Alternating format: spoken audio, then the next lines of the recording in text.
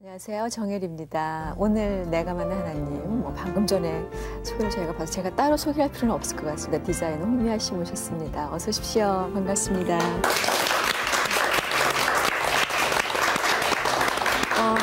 항상 바쁘게 쇼들을 참 많이 하는데 요즘도 굉장히 바쁘게 준비하고 계시다면서요? 네, 요즘 굉장히 좀 바빠요. 예, 어떤 쇼인지 소개 좀 해주세요. 지금 준비하고 있는 것은 그 월드컵 전야제 현대의상 쇼고요. 네.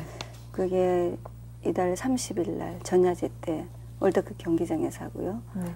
또 하나는 일본에서 월드컵 축제로 그 한일 페스티벌이 있어요. 그래서 한국 디자이너로서 또 거기 또 참가하고. 지금 큰 무대가 두 번이 남아 있는 거네요. 예. 굉장히 바쁘고 일단 정신적으로도 부담이 많이 되고 살아야 되는지 그럴 것 같아요. 아까 그 이렇게 패션쇼 끝나면 디자이너가 나오잖아요. 아까 이렇게 수줍은 모습으로 나오셨거든요. 그때 심정이 어떠세요? 글쎄 옛날에는 그 마지막에 나와서 인사할 때 굉장히 그 감사하는 마음이 있더라고요. 이렇게 제 쇼를 보는 사람들한테 굉장히 감사한데 요즘은 좀 부끄러워요.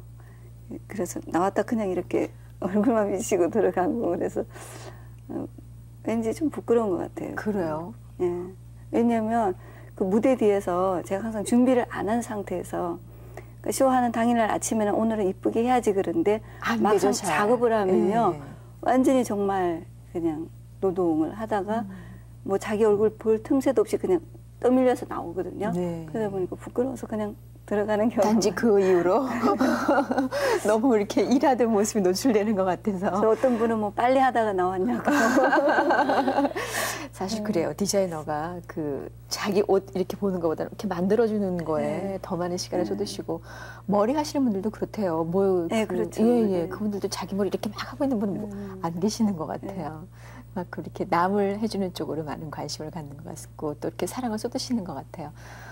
디자이너 홍미화 이러면은 국내에서보다도 해외에서 참 많은 컬렉션들이 있었던 걸로 알고 소개 좀 해주세요. 제가 한국에서는 콜렉션을 안 했었어요. 계속 해외에서 한 7번 할 때까지도 한국에서는 안 했는데 작년에 처음으로 제가 서울 콜렉션 조금 전에 보셨던 그 뉴욕 콜렉션 하고 와서 서울 콜렉션 했었고 이번에도 또 파리 콜렉션 하고 와서 서울 콜렉션 참가했어요. 그러셨군요. 그러니까 해외 콜렉션이 먼저였으니까 당연히. 아무래도 이제 제가 일본에서 공부하고 파리 왔다 갔다 하면서 파리에서 콜렉션 많이 하고 한국에서 활동하면서도 좀 잘 안 했었어요.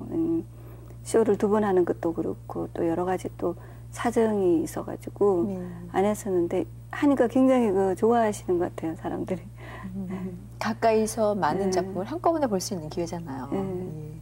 첫 콜렉션 열 때 그 첫 무대가 어디였죠?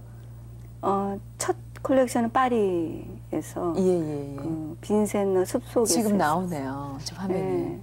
지금 숲속인데 그게 조명이 없이 그 촛불하고 밤 11시에 했었거든요. 그래서 주위가 굉장히 까맣게 돼 있죠. 그래서 달빛하고 별빛하고 자연광만 해서 쇼를 한 쇼예요. 숲속의 파리는 이게 못도 하나 못 받게 하거든요. 허가 받는데 굉장히 좀 힘이 들었어요. 이건 이번 콜렉션이에요. 2002년. 이것도 좀 특색이 있는 것 같아요. 더 일반적인 무대하고는 좀 느낌 다르거든요. 여기도 19세기의 집인데요. 그 샤뽀, 그 모자를 만드는 스튜디오예요. 굉장히 제 옷하고 굉장히 매치가 잘 됐었어요. 테마가 주로 뭐였어요?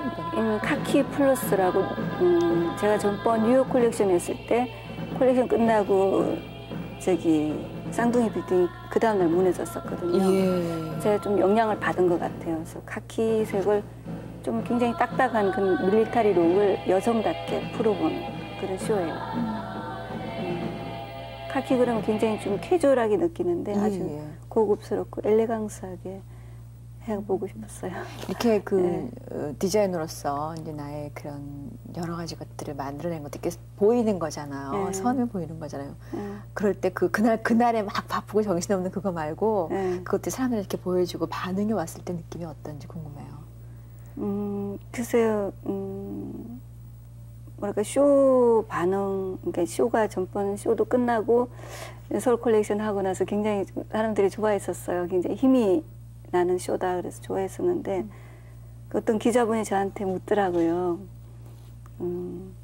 어떠냐고요. 근데 네. 저는 쇼를 한번 해서 제가 세계를 움직일 수도 없고 또 서울에서 반응이 좋고 또 이제 파리에서 좋고 어느 정도 제가 세계 패션 업계에서 반응을 받는다 하더라도 세계를 손에 넣을 수가 없잖아요. 근데 제가 그 기자분한테 제가 전도를 했을 때하고는요 비교가 안 돼요 그랬거든요. 그래서 그분이 다행히 믿는 분이셨어요. 예. 그래서 전도를 하면 한 영혼을 전도하면 천하를 손에 얻는 거잖아요. 한 영혼이 천하보다 귀하다 하셨으니까. 그래서 제가 한 영혼을 전도하면 천하를 손에 얻는 것이 되니까 얼마나 그게 패션쇼랑 비교가 안 되겠어요. 그랬더니 그러세요. 또 이렇게 이야기하는 사람 처음 봤네. 그렇게 말씀하시더라고요.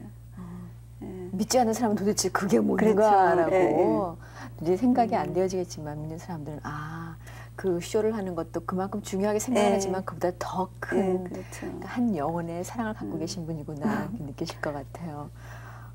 그 디자이너 하면은 항상 그러니까 새로운 것들을 추구해 나가고 그 뭔가 우리가 생각하지 못했던 것들은 새로운 발상들을 얻어내야 되는데 어떻게 얻으세요?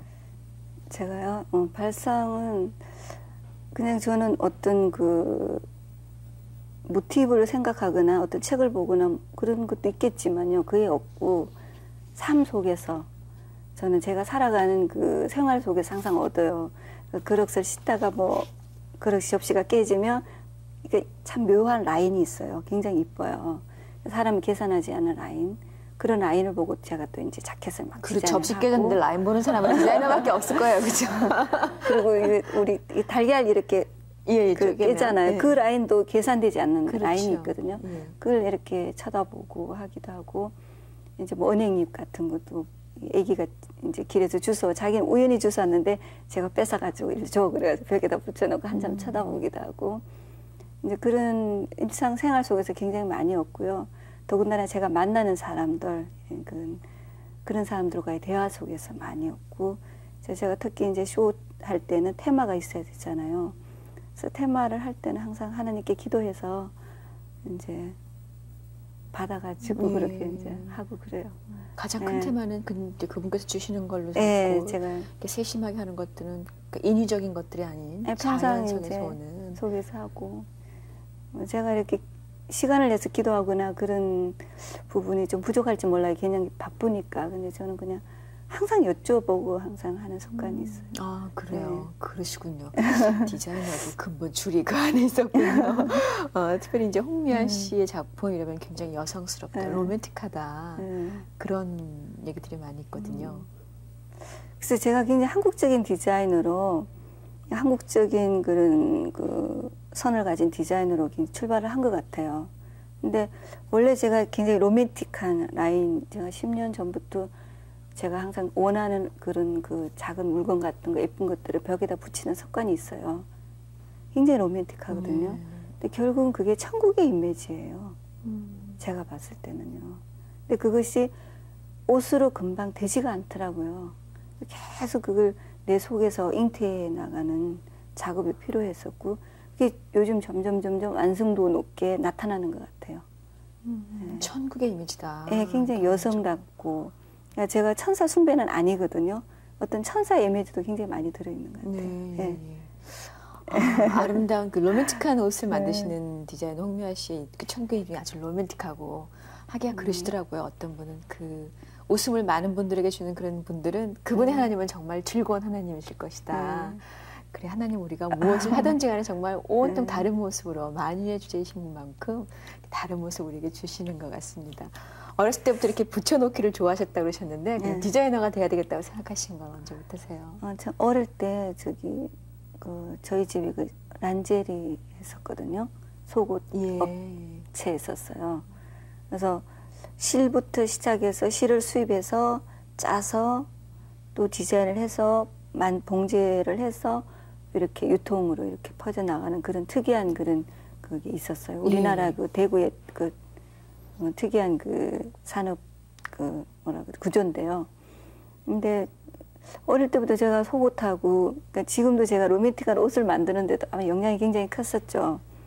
그러니까 레이스, 뭐 브래지어, 뭐 시미즈 그런 것 하고만 살았었어요. 그래서 국민학교 때부터 브래지어를 제가 조그맣게 만들고 앙증맞게 만들고 항상 그랬었거든요. 굉장히 로맨틱하잖아요. 그래서 왜 속옷 만드는 원단으로 겉옷을 못 만드나 그렇게 생각해서 제가 양장점에 가서 맞춰서 입어본 적도 있어요. 후리를 막 달린 몇 겹을 해서 입으면 되죠. 예, 도리코트라는 원단인데요. 그걸로 제가 속옷 원단으로 브라우스도 만들어서 입어보고 했었어요. 그랬군요. 네. 어린 그 홍미아 씨의 이미지를 떠올려 보시면 지금도 굉장히 여성스럽고 느낌이 강하세요. 물론 여자이긴 하겠지만 당연하지만 이렇게 조그맣게 앉아서 그 여러 가지 옷들을 만들고 기어보는 모습이 떠올라지는데 그렇게 그냥 자연스럽게 어떻게 보면 접해져 있다가 본격적으로 내가 이 길을 가야 되겠다라고 생각하신 건 언제부터세요? 그래서 제가 디자이너라는 것을 직업으로 생각해 본 적이 없어요. 저는 만약에 지금 현재 디자이너라는 직업이 없다면 전 그냥 집에서 옷을 만들고 있을 거예요, 평생. 근데,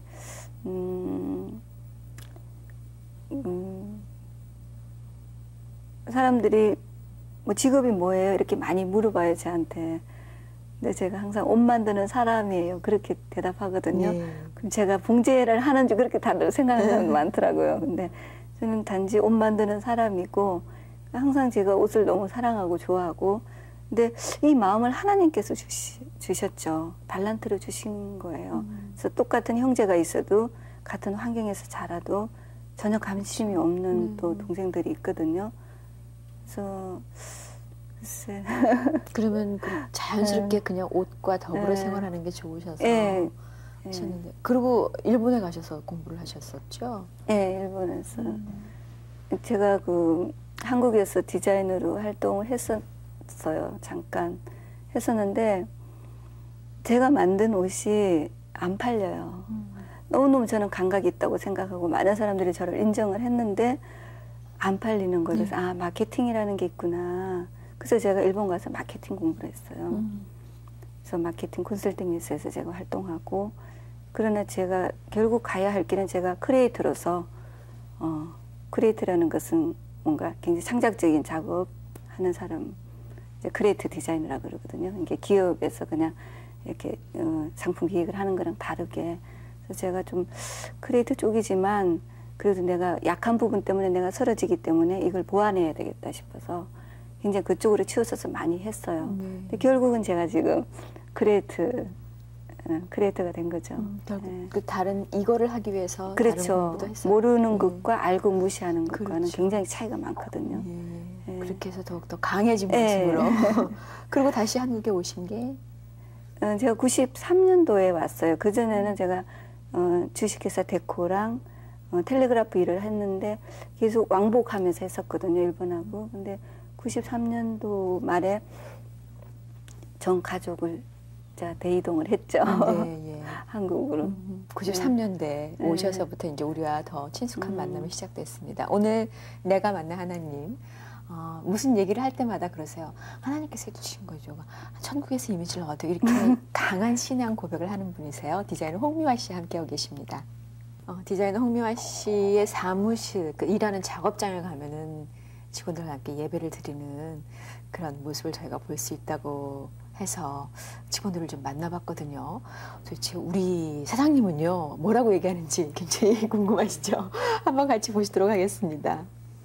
종교적인 부분에 있어서도 선생님이 신앙적으로 항상 그 비전을 정말 하나님께만 두고 그 변함없는 그 뭐라 그래야 되지? 그 변함없는 정말 믿음과 비전을 가지고 디자이너로서 하나님께 영광을 돌리려고 하시는 그런 모습들이 그 믿는 사람들의 모습에서뿐만이 아니라 믿지 않는 사람들이 볼 때에도 그런 어떤 사명감, 하나님에 대한 어떤 사명감 이런 부분이 이렇게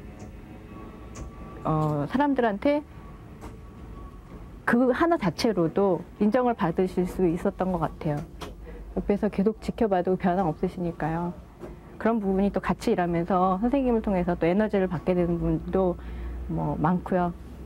뭐 디자인 자체로서도 항상 배울 점은 많지만 디자인뿐만이 아니라 그 기본적인 선생님의 사상이나 생각들이 하나님을 향해 있는 그 모습에서 더 에너지가 나오는구나 이런 것들을 보게 되니까 저는 또 이제 믿는 사람의 입장이긴 하지만 전 존경스러운 부분인 것 같습니다.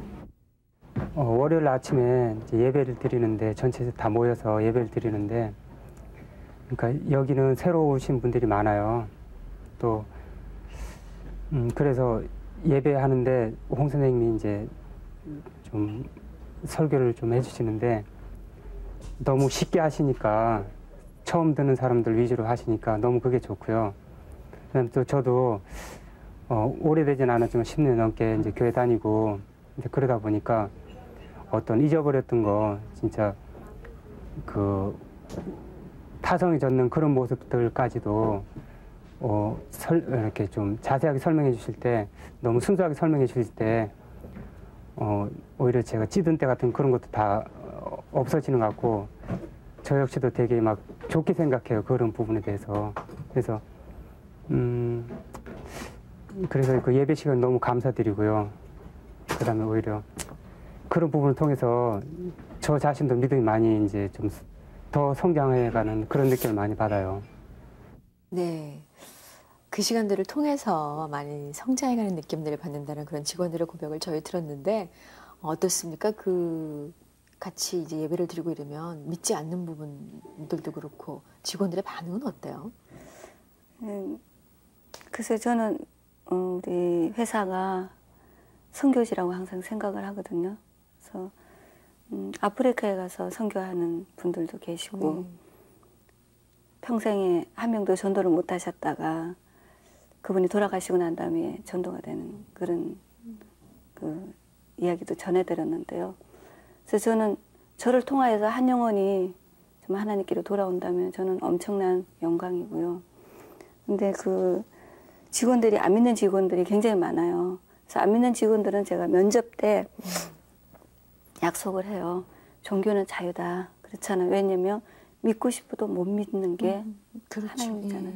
어떻게 성령님 역사하지 아니하시면 아무리 내가 외쳐도 믿을 수가 없으니까 그런 면에서 전 자유라 그래요. 그렇지만 우리 회사는 기독교 회사다. 그러니까 회사가 가야 되는 길이니까 협조해 주겠냐. 그래서 협조를 하겠다 하는 사람은 같이 일을 하게 돼요. 그래서 교회를 같이 가자. 안 가면 다 함께 가는데 본이 안 되고 또 다른 사람들이 쟤는 안 가는데 왜 나보고 가자 그러냐 그렇기 때문에 우리가 아예 규칙을 정했다. 그러면 기독교 회사가 많지 않느냐. 신혼도 있고 이런 데도 있고 우리만 아니지 않느냐 그러면 이해를 하죠. 그러면 인간적인 면에서도 그 사람들이 약속을 한 것을 지킨다면 괜찮은 거잖아요. 제가 절대로 강제가 아니죠.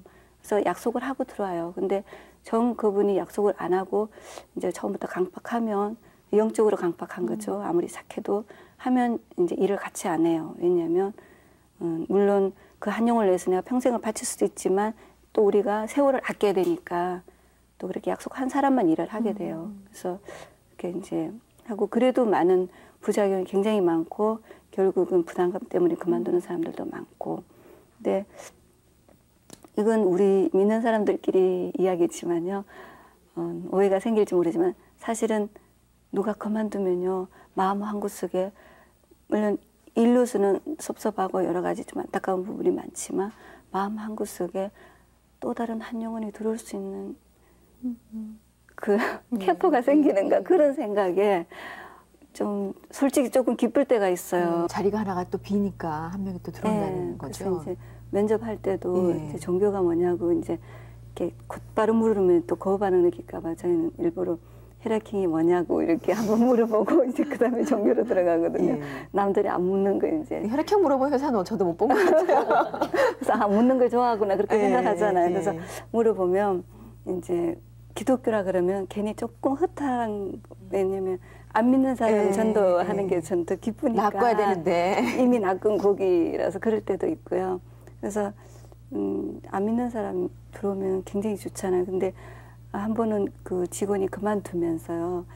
들어와서 인사를 하면서 자기가 이 기업에서 굉장히 큰 선물을 하나 받아간대요. 그래서 저는 또 내가 프로페셔널한 디자이너니까 나한테 다른 데 없는 거 뭔가 배웠겠지. 그럼 그렇지. 그러고 뭔데요? 그랬더니 구원의 확신이라고 그러더라고요. 그래서 정말 그 사람을 보면서 충격도 받으시고 감사도 되시고 제가 더 그 사람이 나보다 앞섰구나 그런 생각. 제가 왜 그 구원의 확신을 생각을 못했을까.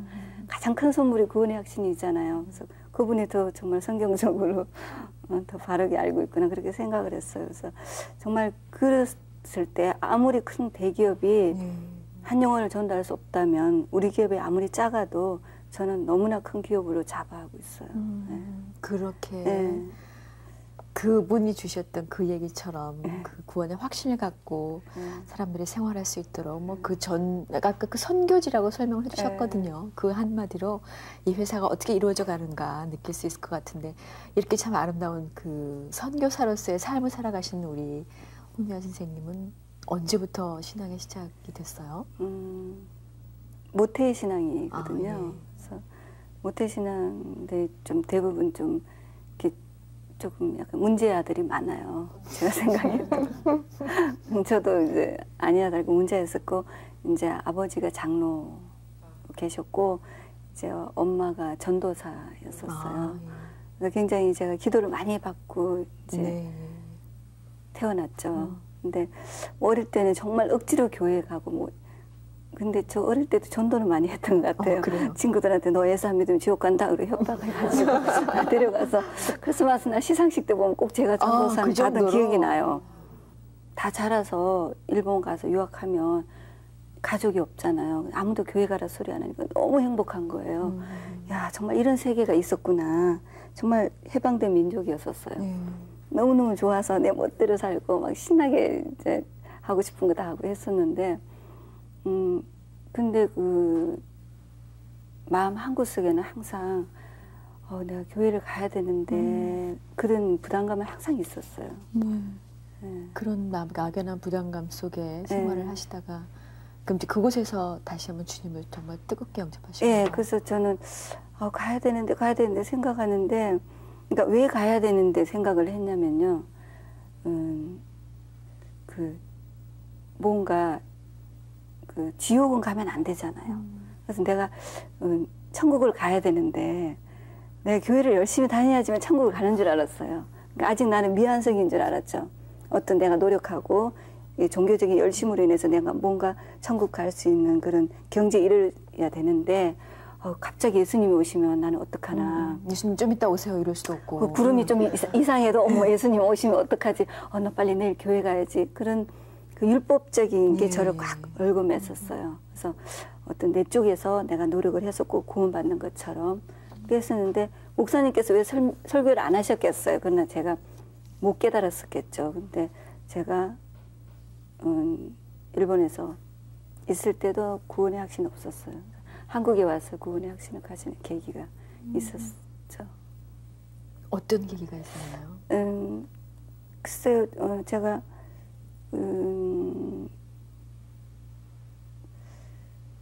복음을 정말 우리가 어릴 때부터 계속 듣는 게 복음이잖아요. 굉장히 쉬운 게 정말 한글을 모르는 할머니도 복음을 듣고 믿으면 구원인데 성경을 100번 읽은 신학자도 예수님 안 믿으면 안 되잖아요. 근데 그렇게 쉬운 복음을 제가 말하자면 거듭났다는 거죠. 예수님이 내 죄를 대신해서 십자가에 못 박혀 죽으셨다. 그래서 예수님의 그 십자가의 공로로 내가 구원함을 받았다.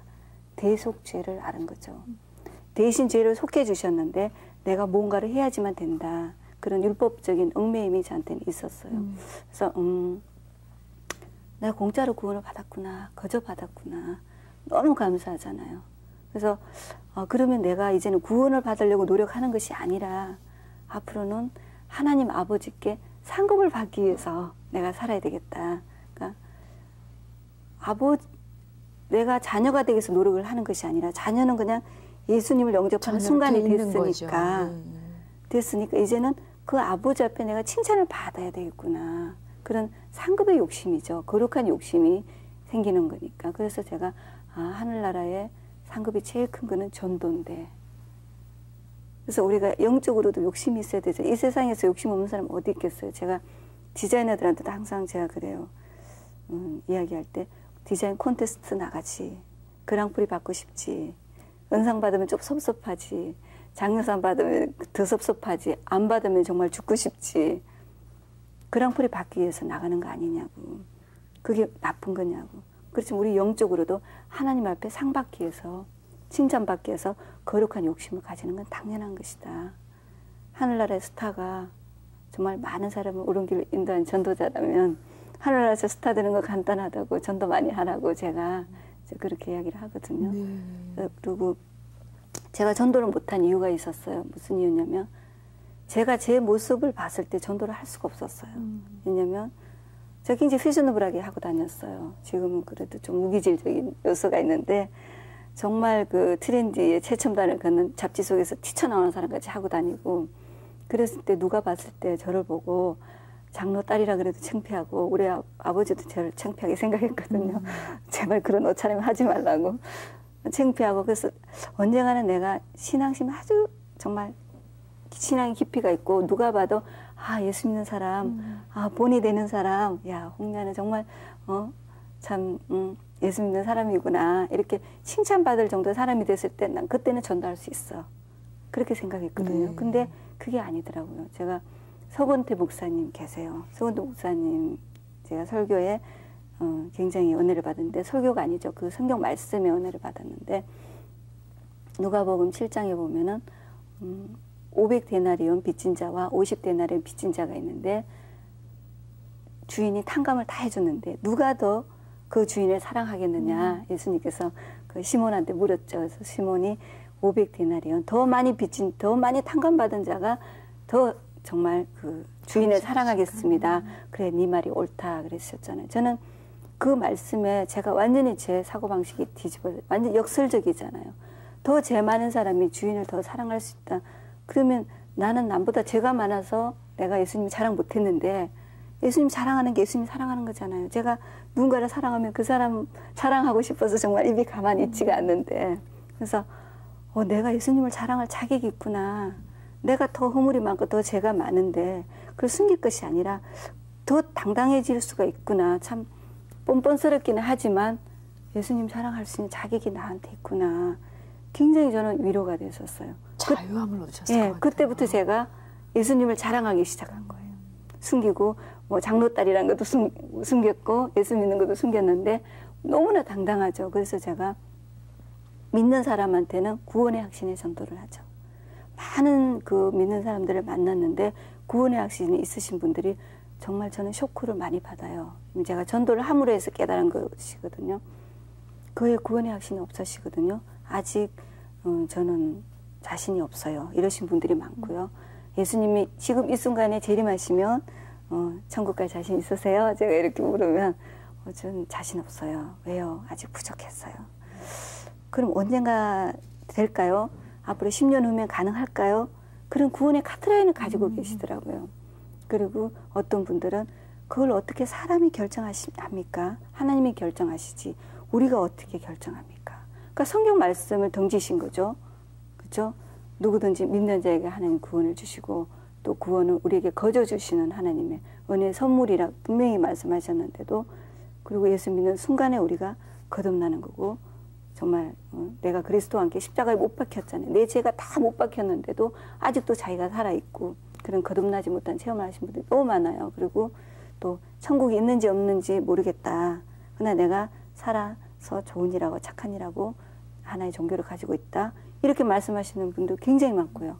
그런 분들은 또 그의 천국에 대한 확신이 또 없으신 분들, 천주교 죄송해요.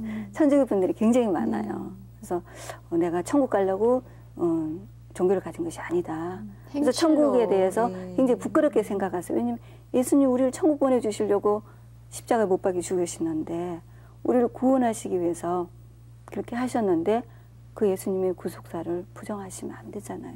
그래서 그런 천국 자체에 대해서 거부하시고 아주 보내주는 대로 가겠다는 또는 배짱이신 분들도 많고, 그래서 제가 굉장히 쇼크를 많이 받았어요. 그래서 왜 구원의 확신에 이 정말 복음을 누리지 못하고 사는지, 율법 속에서만 사는지. 그래서 율법주의라는 것이 율법을 지키면 구원을 받는다고 하는 게 율법주의구나. 그게 율법주의. 우리는 뭔가 율법에 굉장히 얽매여 있는 사람들을 율법주의라 그러는데 그게 아니라 구원의 확신이 없는 사람들이 율법주의구나. 뭔가를 행함으로 구원을 받겠다. 그래서 그것이 아니라 정말 구원의 확신이 있는 사람은 율법을 더 강하게 지키는 걸 봤어요. 저는. 오히려 더 1.1핵도 그대로 하나님 말씀대로 살려고 하는 분들 오히려 율법을 지켜서 구원을 받는다고 생각하니까 성경 말씀을 자꾸 이렇게 바꾸더라고요. 그건 구약이고 요즘 세상에 그거 다 지킬 수 없고 이러면서 자꾸 율법을 부드럽게 만들어서 지키려고 하더라고요. 그래서 그런 걸 제가 발견했거든요. 그래서 제가 전도를 하면서 또 다시 전도를 하게 되고 전도를 하면서 전도를 하게 되고 안타까운 마음이 계속 드니까. 예, 그렇게 해서 제가 아무리 예수 믿는다 그래도 저는 안 믿어요. 꼭 예수 믿으면 구원의 확신을 한번 여쭤보고 구원의 확신을 제가 심어주고 안 믿는 분들은 복음을 전해서 그 자리에서 구원의 확신 전해주고요. 그래서 꼭 저는 전도를 하며 누구나 다 알아들어요. 하나님 자녀면 알아듣고 아멘 하는데 정말 제가 집을 한 채 줘도 절대로 아멘 안 하거든요. 절대로 안 해요. 성령님 역사하지 아니하시고 또 택한 백성이 아니고 물론 택한 백성이라도 때가 아니면은 또 아니겠지만은 근데 그런 분들은 너무나 많이 만나서 제가 굉장히 안타까우니까 그래서 또 전하게 되고 전도가 전도를 낳고 전도가 전도를 낳고 그래서 자꾸 성경 말씀에 낳고 있는데 그게 나는 전도가 전도를 낳고 전도가 전도를 낳고 예수님이 구속사잖아요. 그래서 전도를 하면서 계속 저는 은혜를 받고 또 제가 또 더 이렇게 예수님하고 친하게 되는. 네.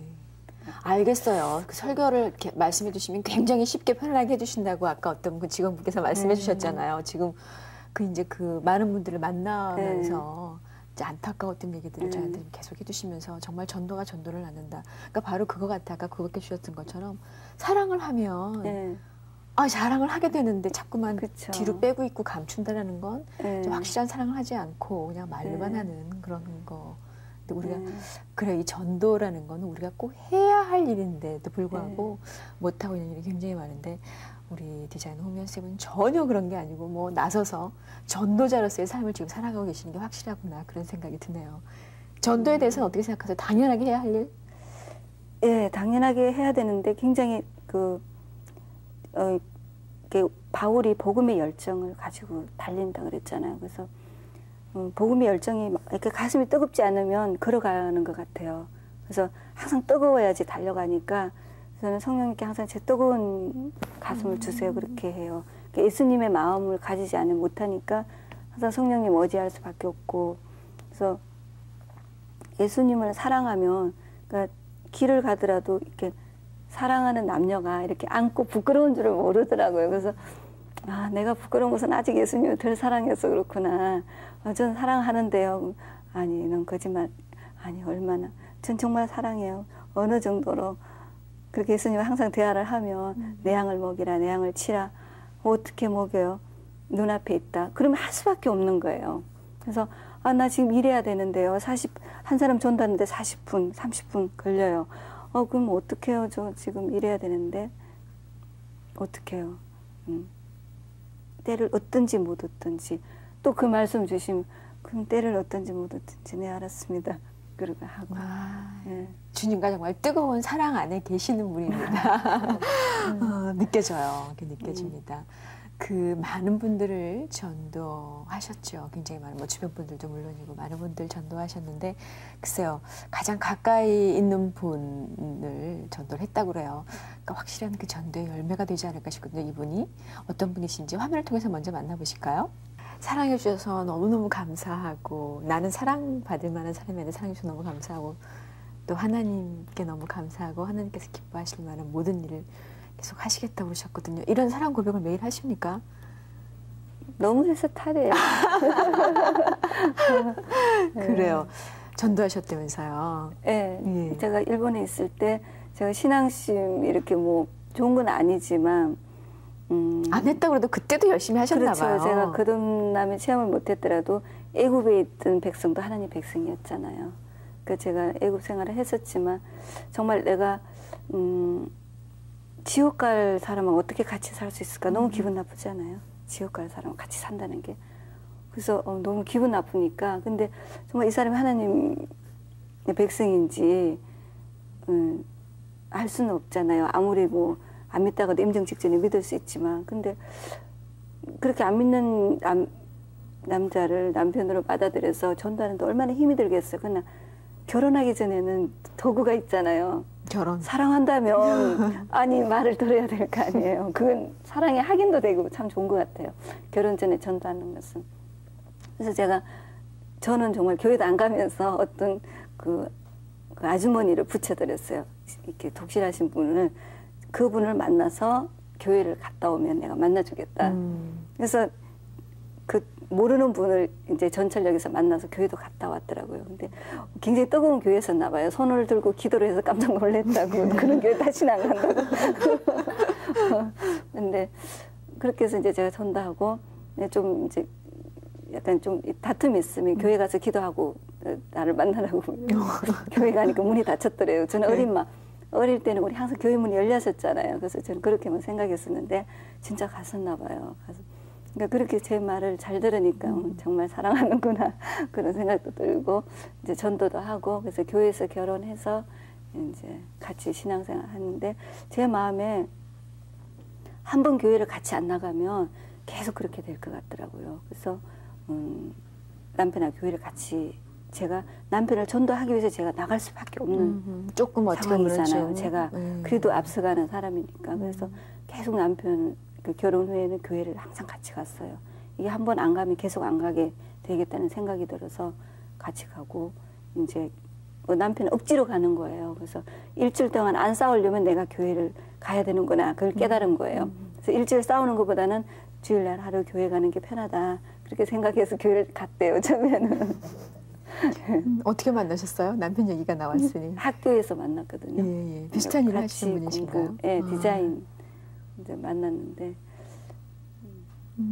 또 갑자기 이 부분에서 또 수줍어지시네요. 그래요. 이제 남편을 전도하신 얘기 해주시면서 결혼하기 전이 아주 좋은 기회입니다. 이렇게 처녀들은 좀 생각해 볼 만한 그런 문제인 것 같습니다. 그 일본에서 오랫동안 생활하셨잖아요. 특별히 일본이 또 얼마나 복음화가 안 된 지역입니까? 그런 안타까운 마음을 많이 쓰셨을 것 같아요. 어때요? 아무리 10,000명이 있는 교회면은 소용이 없다고 저는 생각을 해요. 복음화를 시켜야 된다고 생각을 하고, 예수 그리스도가 어떤 분이신지, 정말 하나님 왜 이 땅에 예수님 보내주셨는지 그거를 전하는 교회가 거의 없고요. 그냥 좋은 이야기, 성경 말씀에 나쁜 이야기는 하나도 없으니까 그런 종교적인 부분에서 좀 강하고, 또 선한 일은 굉장히 좋아하잖아요. 아무리 악한 사람들도 선한 일은 참 좋아해요. 이게 좀 이렇게 복음하고 관계없이 착한 일을 하는 거, 구제하는 거 좋아하시는 분들도 많은데, 그런 면에서 굉장히 좀 일본은 강한 것 같아요. 교회가 있어도 아직도 복음화는 조금 그렇고, 근데 그 안에서도 그래도 하나님 백성이 있으시고요. 그래도 복음으로 깨어나신 분들도 많이 있으시고. 특별히 이제 뭐 남편도 일본인이고 또 일본에서 오랫동안 생활하셨기 때문에 일본의 복음화에 대해서도 많은 기도를 하시겠구나 싶은 생각이 들어요. 아들 있으시죠? 예, 있어요. 몇 살? 중학교 1학년. 중학교 1학년. 결혼한 지 얼마나 되셨어요? 88년도 했어요. 88년도에. 네, 늦게 했어요. 예. 소녀 같으신데 아들과 가족 사진이 나오고 있습니다. 예. 엄마는 그 아내로서는 어떤 것 같아요, 본인이? 저는 그 아내라는 것도 저한테는 안 어울리는 것 같고요. 남편이 저를 주부가 되는 걸 되게 싫어해요. 뭐 이렇게 하면 그 주부 같은 말 좀 하지 마. 그런 이야기 되게 잘해요. 그래서 평생 뭐랄까 어린 마음으로 살아가라고 그러는지. 근데 우리 애한테도 그런 것 같아요. 제가 엄마 같지가 않은 것 같아요. 제가 무슨 말을 해도 애가 웃어요. 그냥 알았어. 그리고 꼭 무슨 여동생 취급을 제가 TV를 전혀 안 보는 스타일이거든요. 근데 그 TV 보고 자기는 가수 이야기를 하는데 저는 무슨 과일 이야기 하는 줄 알고 이야기하면 어떤 가수 이름이 됐어 그거 끝나고 아예 그냥 저를 그냥 의지를 안 하는 것 같아요. 그래도 그 전에 좀 어떻게 보면 아까 내가 잠시 애굽의 백성이었노라고 말씀하셨던 것처럼 그랬지만 지금 하나님 앞에 돌아와 계신 것처럼 어머니가 얼마나 그동안 기도를 많이 하셨습니까? 이 어머니로서 또 아들에게 한 기도는 또 얼마나 많이 하시겠어요? 예, 제가 근데 아들 기도를 하다 보면 예수님 이름으로 기도합니다. 그러고 나면 아들하고 남편의 생각이 나요. 그래서 하나님 죄송해요. 출신이 있는데요. 출신 다시 플러스 하고 그러거든요. 예. 참 엄마 기도가 저도 기도를 많이 받고 자라서 엄마 기도 덕을 많이 본다고 생각하는데 제가 넉넉하게는 못하는 것 같아요. 근데 제가 굉장히 위로를 받는 것은 전도하는 모습을 보여주니까요. 얘가 그러니까 우리 애 친구들이 이제 집에 놀러 오면 저희 집은 오픈 하우스였었어요. 뭐 애들 모래 끌고 온다고 집에 놀러 못 오게 하는데 저는 문을 아예 열어놓고 오라 그러거든요. 그럼 애들이 오글오글해요. 그러면 자 여기 잠깐만 내 이야기 들어. 그러고 이제 제가 복음을 전하거든요. 그래서 전도할 대상을 데려오는데 문을 닫을 이유가 있나요? 그래서 애들한테 이렇게 앉혀놓고 그래서 이제 예수님 이야기 해주고 예수님을 믿으면 천국 간다고 이야기해주고 안 믿으면 지옥 가 막 이러면 애들이 또 무서워하잖아요. 얼마나 그 어린 마음이 어린아이 같지 않으면 천국에 못 온다 그랬는데 그래서 이제 이야기하면 애들이 이제 그 기도를 따라하고 그래요. 근데 그 어릴 때 그 추억이 얼마나 걔네들한테는 중요하잖아요. 그래서 따라하고 교회도 같이 이제 데려가고 이제 근데 끝까지 아멘 안 하는 애도 있어요.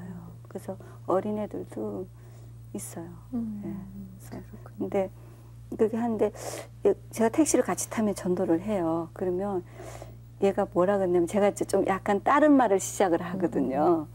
이제 뭐 아저씨 뭐 그래서 다른 이야기 하면서 아저씨 인상이 참 좋으시네요. 마음이 편안하신가 봐요. 이렇게 이야기하면 엄마 본론으로 들어가.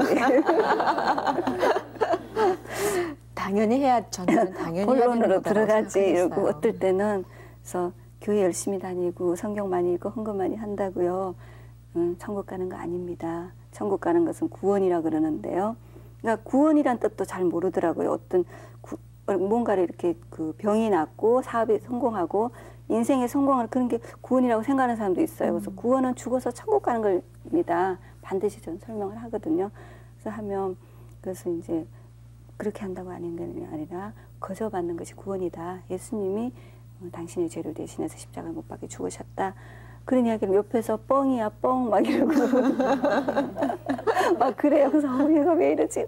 그럴 땐 정말 제가 아프게 꼬집거든요. 그러니까 자식이지만 진짜 아프게 꼬집어요. 그래야지만 다시 그 말 안 할 것 같아서. 근데 하루는 제가 전도를 했는데 그 기사분이 굉장히 좀 라디오를 크게 틀더라고요. 듣기 싫다고. 그래서 제가 그럼 끄세요. 안 할게요. 그런데 끄는데 또 했어요. 그러니까 또 크게 틀어요. 그래서 계속 싸웠거든요. 그래서 제가 그래도 끝까지 복음은 전했어요. 그리고 며칠이 지났어요. 지났는데 애가 뭐라 그러냐. 엄마 그래. 왜? 그때 그저께 그 아저씨 지금쯤 예수 믿었을까? 그래서 제가 너무 감사한 거예요. 그러니까 항상 그냥 엄마 뭐 그렇게 했지만 예, 있었던 거죠. 뻥이야 그래놓고는 저도 애한테도 구원의 확신 항상 심어줘요. 너 예수님 지금 오시면 천국 가 지옥 가 이러면 천국. 그래서 야 너 뻔뻔스럽다. 너 교회도 가기 싫어하고 엄마 말도 안 듣고 나 잘못한 것도 솔직히 많지. 근데 어떻게 천국을 가? 천국은 죄 없는 사람이 가는 곳인데. 그러면 예수님이 내 죄를 위해서 십자가에 못 박혀 죽었지. 옛날에는 우리 죄를 그랬어요. 우리가 아니지. 누구? 자기 이름이 슌이거든요. 슌제 이래요. 그래서 어릴 때부터 그렇게 교육을 시키니까 구원의 확신은 이제 정확하게 있죠. 이제 홍미연 씨가 예전에 그랬던 것처럼 조금은 왜 엄마는 그럴까라고 이해되지 않는 부분이 때로는 있을지도 모르겠습니다. 하지만 다 시간이 지나고 나서 또 주님 안에 딱 돌아보면은 아 그랬던 거였구나 하고 더욱더 전도자의 길을 잘 가게 되지 않을까 그런 생각이 드네요. 오늘 디자이너 홍미연 씨와 함께 내가 만난 하나님 보내드렸는데요. 계획이나 기도 제목을 짧게 하면서 저희 시간 마칠까 하거든요. 말씀해 주시죠. 글쎄 목적이 있는 것이 기획인데요. 저 목적이 전도. 또 목적이 예수 그리스도. 예수 그리스도가 아니라 예수 그리스도를 전하는 게 예수 그리스도가 아무런 뜻이 없죠. 예수 그리스도를 전하는 거. 내가 누리는 예수님을 전하는 거. 그래서 전도가 목적이고 그럼 전도를 하기 위해서는 제가 어떤 도구가 있어야 되겠죠. 제가 신학교를 나와서 하나님 말씀으로만 전달할 수도 있겠지만 제가 디자이너라는 달란트를 받았으니까 이것으로 해야 되는데 그러면 제가 물질도 있어야 되겠고 이름도 있어야 되겠고 여러 가지 있어야 되잖아요. 그래서 하나님 제가 최선을 다하면 하나님께서 제가 그룹을 준비하면 하나님께서 정말로 많이 주실 것을 믿어요. 그래서 제 기획은 어떤 수단은 디자이너고 제 삶이지만 목적은 예수 그리스도를 전하는 거고 그리고 이제 그것을 하기 위해서 제가 많은 디자이너도 양성해야 되겠고요. 제 후배들을 많이 양성해야 되겠고 또 제 자신의 브랜드가 세계적으로 성공해야 되겠고 그런 목적. 네. 나의 그릇을 크게 해서 주님께서 넓게 사용하시길 바라는 게 우리 홍미아 씨의 계획인 것 같습니다. 그래요. 전도 얘기를 참 재밌게 들었거든요. 들으라고만 하는 건 아닙니다. 분명히 우리가 다시 새롭게 도전을 받고 또 우리의 해야 할 길을 같이 나가는 그런 귀한 시간으로 삼았으면 좋겠습니다.